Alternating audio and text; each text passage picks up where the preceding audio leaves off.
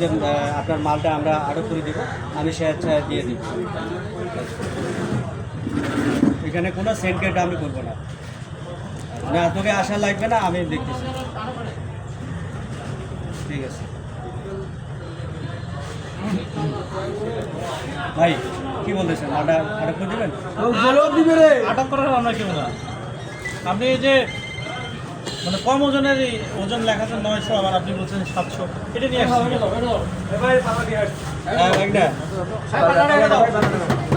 ভাই এদিকে আসেন। ফোনটা রাখেন। ওই যে মিডিয়া বাইরে আসছে, ওনারা কথাবার্তা বলতেছে। আচ্ছা এই ফোনটা একটু। কি নাম ভাই আপনার? আমার নাম শীতল। শীতুন ভাই ডোবার। ভাই পরে কথা কি হয় রাখেন ফোন। ওই রেজাল ভাইকে নাকি ফোন দিছে। আচ্ছা রাখেন ফোন না ভাই, ফোনটা রাখো, তুমি আগে এটা কাজ করে তারপর বলবো কথা বলো। ভাই এই যে এখানে কতগুলো?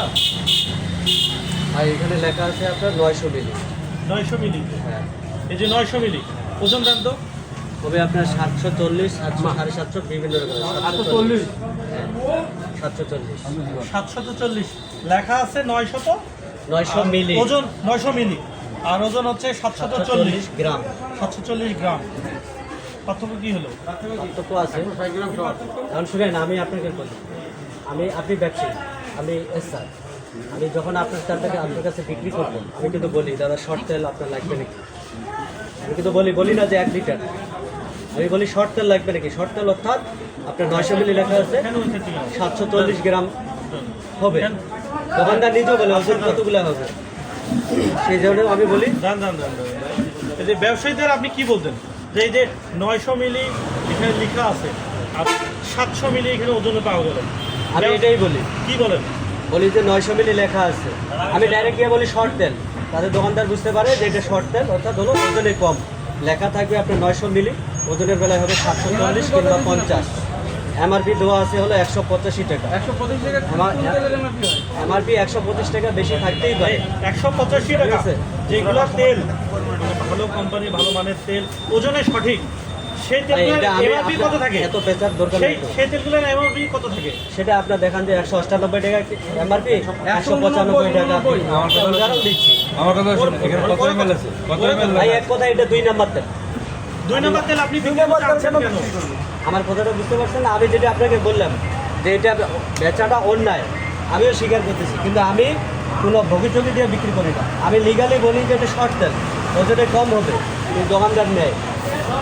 দোকানদার আপনার কাছে নিল, অনেক শর্ট তেলে কথা শুনে নিল, কিন্তু কাস্টমারের কাছে তো তারা 1 লিটার হিসেবে বিক্রি করলো। এখানে যারা সাধারণ ক্রেতা দাম কম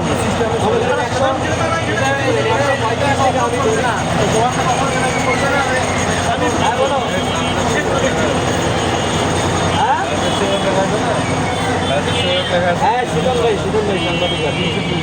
কোনটা রাখেন, কোনটা রাখেন?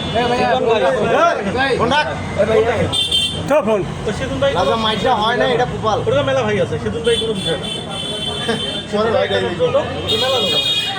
এই যে আপনি দোকানদারের কাছে কম ওজনের তেল বলে বিক্রি করছেন, দোকানদার তো আপনার কাছে কম টাকা দিয়ে কিনছে। সাধারণ যারা ক্রেতা তাদের কাছে তো দোকানদার বিক্রি 185 টাকায় বিক্রি করছে। তাহলে সাধারণ ক্রেতারা কিন্তু ক্ষতিগ্রস্ত হচ্ছে না? আপনি বলছেন আপনি 2 নম্বর তেল বিক্রি করছেন। 2 নম্বর তেল বিক্রি করা আইনত উচিত কিনা? অপরাধ। আপনি কি অপরাধ করছেন? কিন্তু আমি স্বীকার করতেছি আপনার যে এটা বিক্রি করা টোটালি হলো অন্যায়, এটা তো আমি স্বীকার করতেছি। তাহলে এই অন্যায় কাজটা করছেন কেন? আর আমি শুনেন, আমি আপনাদেরকে বলি, আমি ডিলার না।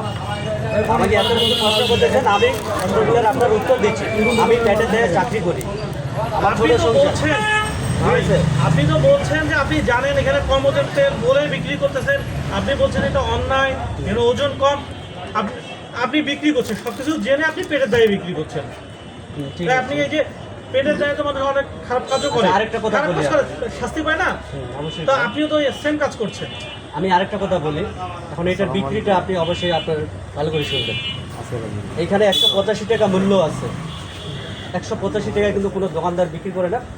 মানে দোকানদার কত বিক্রি করে জানি না, আমি কত বিক্রি করি সেটা আপনারা শুনেন। এখানে 750 পাতলা 40 গ্রাম মাল, 740 গ্রামের মাল আপনি হিসাব করেন, ভাগ দেন কত টাকা আমি বিক্রি করি। অনেকগুলো হিসাব করবো, হিসাব তো তুই দিবি। আপনি বিক্রি করেন কত টাকায়? 130 টাকা। 130 টাকা 740 গ্রামের মালের দাম আমি বিক্রি করি। তাহলে আমার ভুলটা কোথায় হলো? ভুল তো আমার